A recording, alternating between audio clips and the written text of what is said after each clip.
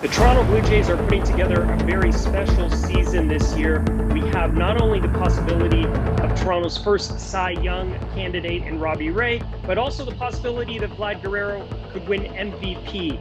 I'm here with Rob Longley, Toronto Sun baseball columnist for Postmedia Network.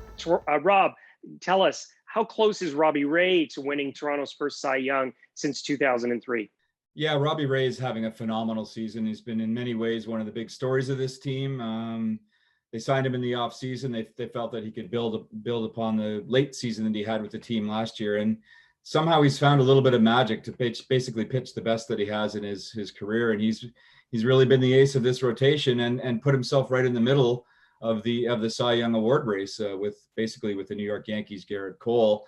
And I think it's so close that it's likely going to be decided over his last three starts over the final 3 weeks of the season. So, he's just found a new dimension to his game. All he does is strike out guys. It seems like every game he strikes out double-digit opponents and doesn't walk guys like he used to. And he's been one of the most efficient pitchers in all of the American League and is very much a candidate for the Cy Young Award. And it's not just Robbie Ray that's making headlines for the award season consideration. It's also Vlad Guerrero Jr., who could be Toronto's first MVP candidate since 2015 with Josh Donaldson.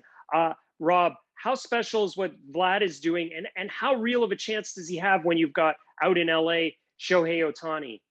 Well, the first part of your question, Mark, it's been an amazing season. You know, we've seen the potential of this kid since he was 18, 19 years old, and it's difficult to remember that he's still only 22, so he's very much in the infancy of his career. But he's putting up incredible numbers, numbers that have rarely been seen in the sport. As a matter of fact, he just hit 45 home runs, which is more than his Hall of Fame father ever had in a season. It's the current lead in all of Major League Baseball, and it's on pace for being one of the most impressive slugging seasons in the history of the Toronto Blue Jays.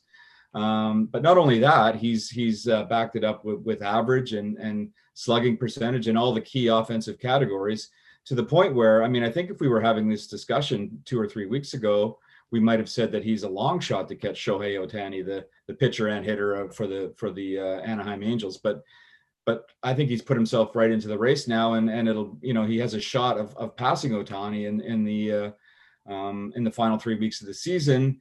And I think it's going to be a very interesting process for those voters who have a vote in the AL MVP award, because, what do you evaluate? Do you evaluate the pure offensive power that Vlad Guerrero Jr. has, or do you favor the versatility that Ohtani has? And it's going to be a very difficult task, but there's no doubt that Guerrero's right in the mix of this race. Okay, if you have to hand it out, who are you giving the award to? Man, you're not going to put me on the spot like that, are you? I've been thinking about it all morning, actually, and I've finally to the point where I'm going to give Guerrero a slight edge. But I think to get it, he's going to have to get the American League lead in RBI. He's around 4 or 5 off of that pace right now. And he's probably going to have to keep his edge on Ohtani in home runs, which I wouldn't be surprised happens. And if he were to hit 50 home runs, which is very doable at this point, then it would be quite difficult not to vote for Vlad Guerrero Jr. Okay, before I let you go, Rob, I got to ask you about the sensation that is Alek Manoah. And he's the Jays rookie pitcher, for all of you who don't know. Just how special is what he's doing this season? It is incredible, and I was fortunate enough to get to know this kid in 2019, which is the year he was drafted. I was out in Vancouver and did a feature story on him. And even at that point, when he was very raw, just out of university, you could tell that this kid was something special. He was a big kid with raw talent and raw power, but he had a drive internally that you could tell that he was very motivated to get to the major leagues in a hurry. And he surprised a lot of people by being called up as early as he was this season, his rookie season. And he's just been, dominant at times, but certainly very competitive all the way through. And his most recent start, when he pitched 8 shutout innings and allowed only 1 hit, I think, that's the kind of dominant performance you don't necessarily see from a rookie. And, we're talking about award season.